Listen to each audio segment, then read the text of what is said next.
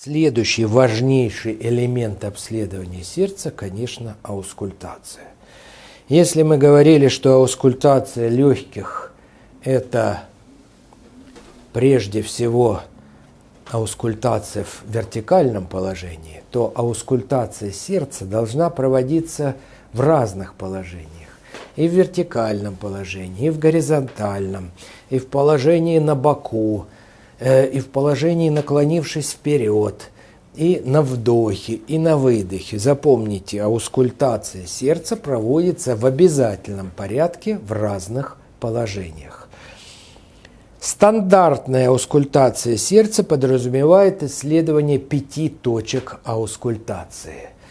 Первая точка аускультации находится в области верхушки сердца, соответствует верхушке сердца, соответствует левой границе, то есть фонендоскоп надо устанавливать на область левой границы относительно сердечной тупости или пальпирующегося верхушечного толчка.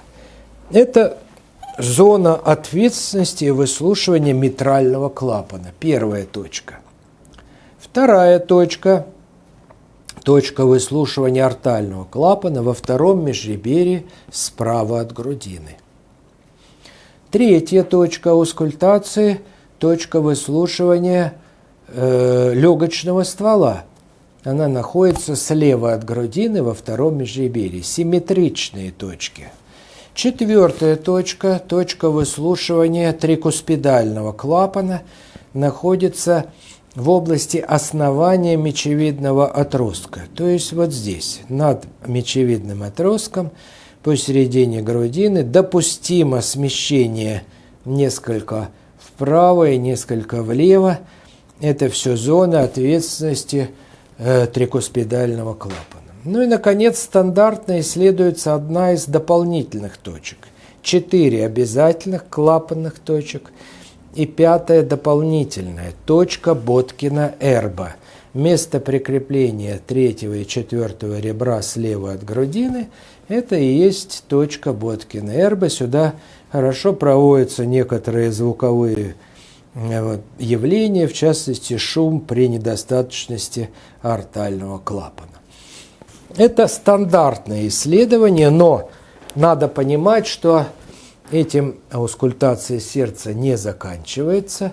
И если все в порядке, можно ограничиться этими 5 точками. Если у вас есть подозрение на какую-то сердечную патологию, у вас уже обнаружилось смещение сосудистого пучка, верхушечного толчка, изменение границ сердца, характерные жалобы и так далее, появляются какие-то звуковые феномены, то в этом случае, безусловно, выслушиваются зоны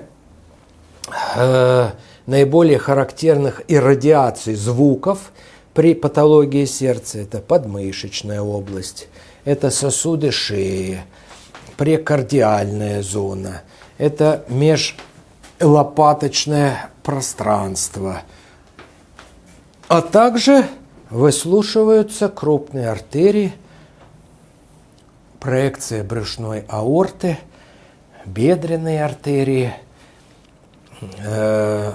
почечные артерии, шум, систолический шум над почечными артериями, позвоночник, место прикрепления 12-го ребра. Вот в этих зонах может выслушиваться систолический шум при стенозе почечных артерий. Будет говорить о вазоренальной артериальной гипертензии.